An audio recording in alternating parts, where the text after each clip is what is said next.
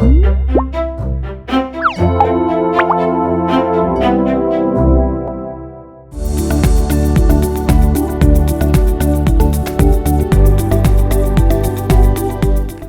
안녕하세요. 한국천문연구원 이영웅입니다. 반갑습니다. 네, 이번 시간에는 학생들의 적성을 올바르게 찾는 법에 대해서 말씀을 드리겠습니다. 선생님에게 많은 질문이 들어오는데, 특히 진로에 관한 질문이 많이 들어오는데, 저는 진로 방향보다는 학생들의 올바르게 적성을 찾는 것이 가장 중요하다고 생각해서 이 강연을 준비했습니다. 이 강연은 제가 따뜻한 두뇌라는 공부를 효율적으로 하는 방법에 대해서 3시간짜리 강연을 준비해 둔 게 있는데, 그 중에서 나에게 맞는 적성 찾기 한 분야에 대해서만 말씀을 드리도록 하겠습니다. 많은 학생들이 미래의 직업을 선택을 할 때 연봉이 많은 직업, 수입이 많은 거죠. 아니면 적성에 맞는 직업, 안정성, 이렇게 3가지 분야로 나눠서 생각을 많이 하는데, 여러분의 선배들이 그렇게 여러분의 선배들이나 또는 여러분이나 아마 비슷하다고 생각을 합니다.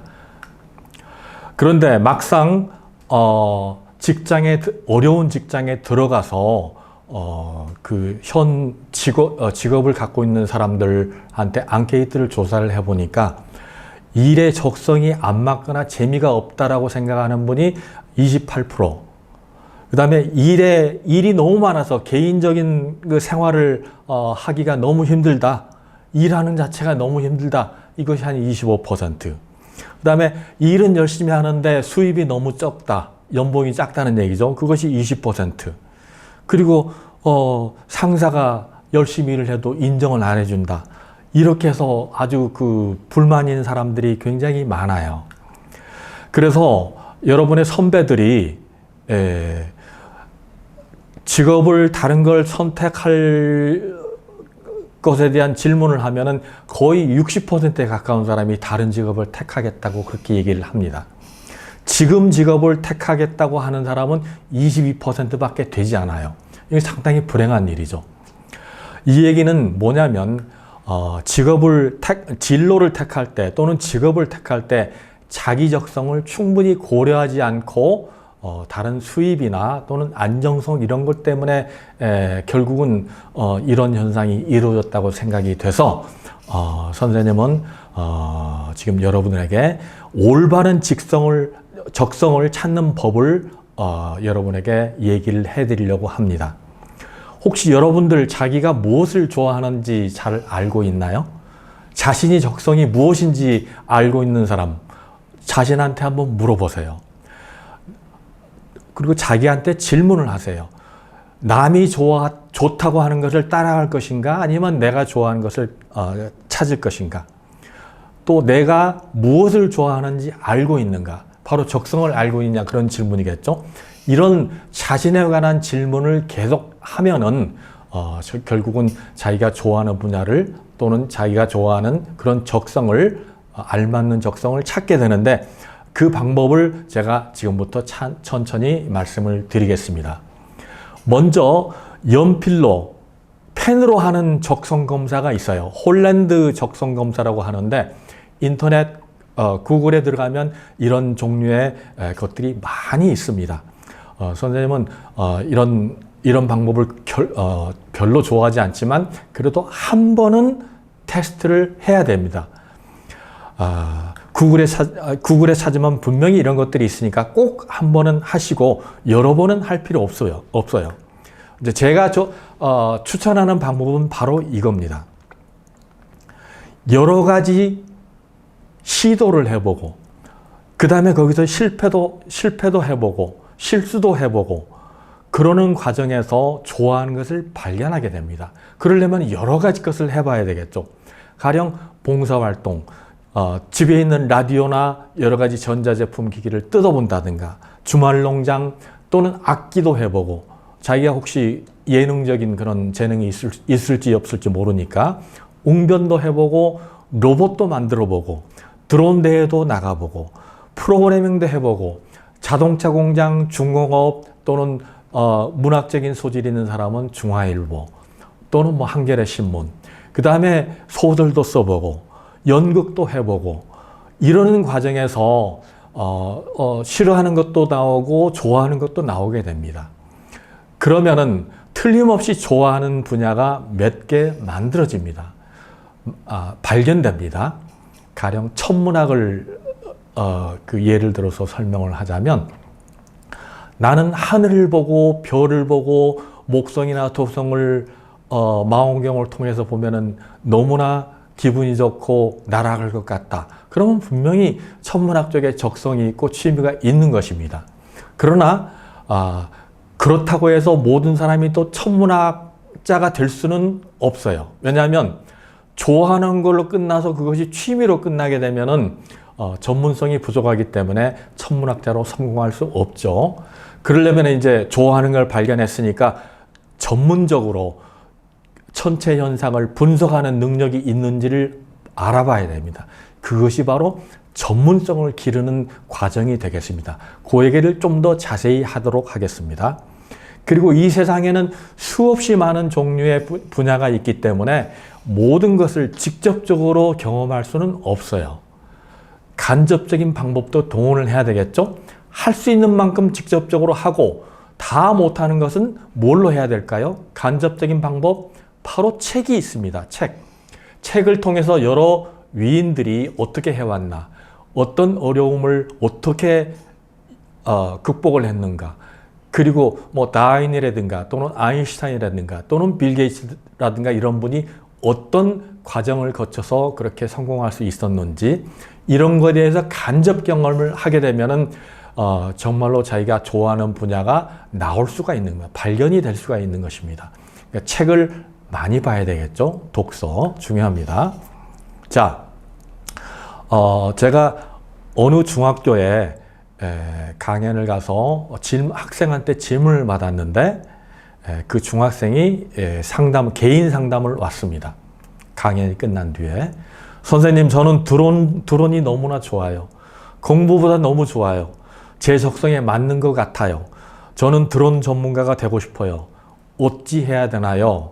그래서 선생님이 뭐라고 대답을 했겠습니까? 여러분도 여러분 동생이 또는 친구가 그런 질문했을 때 어떻게 대답을 하겠습니까? 그런 질문을 스스로 이렇게 해보는 것이 굉장히 중요합니다. 저의 대답은 바로 이것입니다. 드론에 심취하는 건 좋다.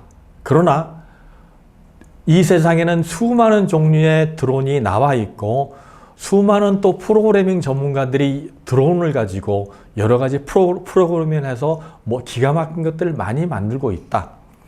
그들과 경쟁하기 위해서는 자신만의 특별한 새로운 전문성을 갖춰야 되는데 그거를 프로그래밍을 포함한 드론에 관한 전문성을 늘리는 노력도 병행을 하느냐, 이것이 중요한 겁니다. 그것을 자신한테 물어보세요. 드론을 가지고 노는 것이 재미있다. 그거는 취미입니다. 그거는 적성에 맞는 것이 아니에요. 전문성을 기르는 노력을 하면서 그것에서 희열을 느끼느냐, 그런 것까지 포함해서 얘기를 해야 됩니다. 그래서 드론도 좋고 전문성을 기르는 그런 프로그래밍도 재미있다. 그러면은 드론 전문가가 될 소양이 있는 것입니다. 그러니까 드론만 하지 말고 수학도 열심히 하고 다른 분야도 열심히 해야지만 나중에 융합적으로 드론을 멋있게 다른 사람보다 훨씬 멋있는 드론을 만들 수 있는 그런 바탕이 되거든요. 그러니까 폭넓게 공부하고 또 아까 얘기했던 책을 많이 보고 이렇게 해서 드론 전문가로 계속 전진할 수 있게 됩니다.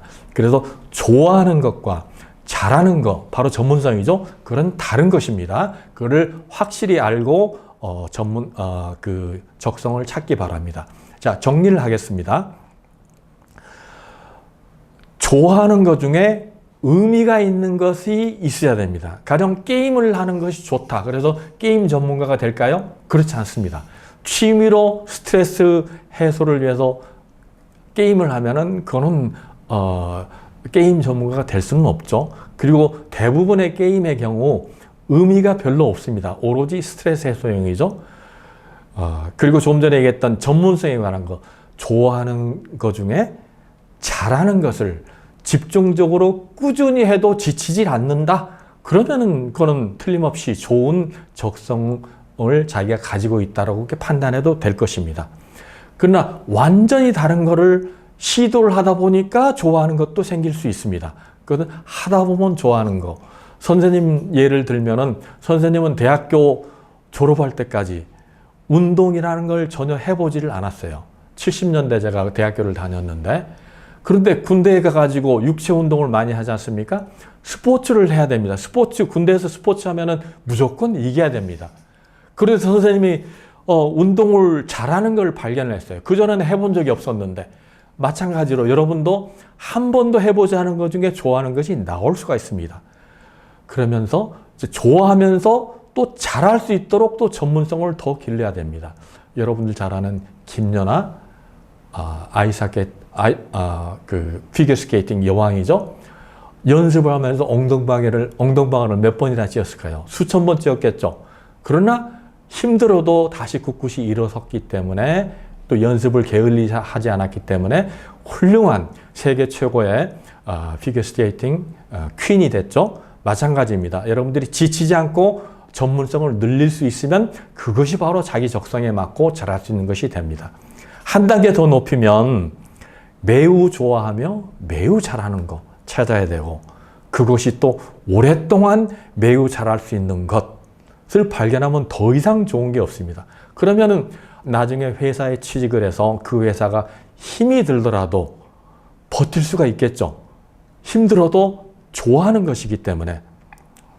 그 다음에 진로를 택하는 것입니다.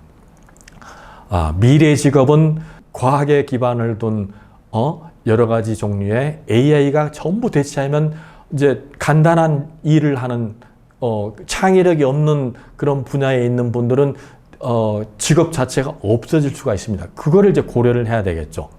그러니까 그런 것이 이제 세 번째입니다. 조금 전에 얘기했던 첫 번째가 올바른 적성 찾는 거. 두 번째는 자기가 전문성을 늘릴 수 있는 거. 그 다음에 진로입니다. 근데 진로 중에서 아까 얘기했던 쉬운 것들은 다 없어진다. 창의력을 우선으로 하는 것은 살아남는다. 이렇게 간단하게 생각하시면 될 것 같아요.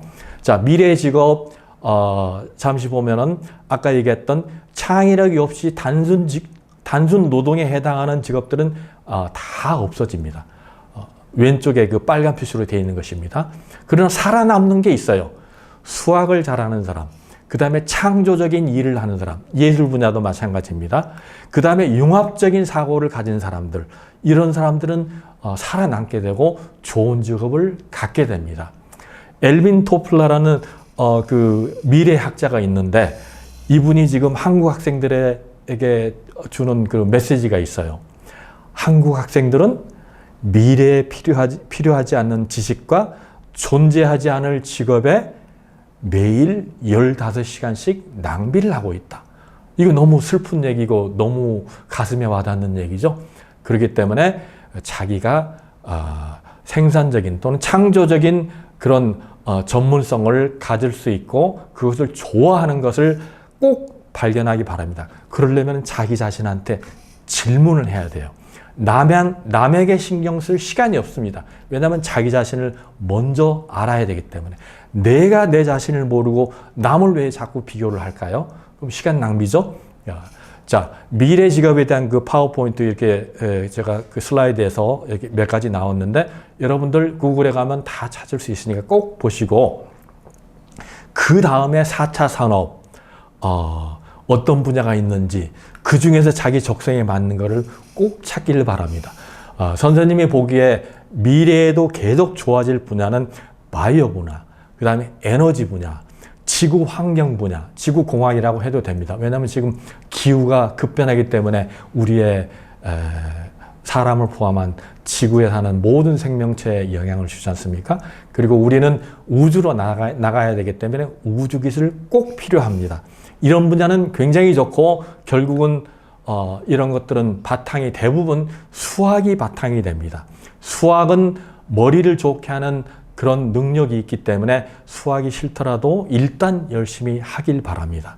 그 중에서 자기가 적성에 맞는 거 이런 거를 꼭 찾고 전문성을 늘리는 노력을 계속하고 체험하고 경험을 많이 하다 보면은 자기가 올바른 진로를 택하는 데 굉장히 도움이 될 것입니다. 남이 좋다고 하는 분야를 쫓아가지 말길 바랍니다. 질문제 슬라이드에 지금 여러 가지 많이 적어놨는데 다 읽을 시간은 없고 여러분들이 읽어보시면서 올바른 질문을 자기 자신에게 하기 바랍니다. 그리고 많은 독서를 하고 질문을 계속하고 이런 걸 반복하다 보면은 틀림없이 자기가 좋아하는 것 그리고 전문성을 기를 수 있는 그런 바탕이 되기 때문에 꼭 그런 방식을 하기를 바라며 여러분이 행복한 미래를 설계하길 바랍니다. 이상 강연을 마치겠습니다.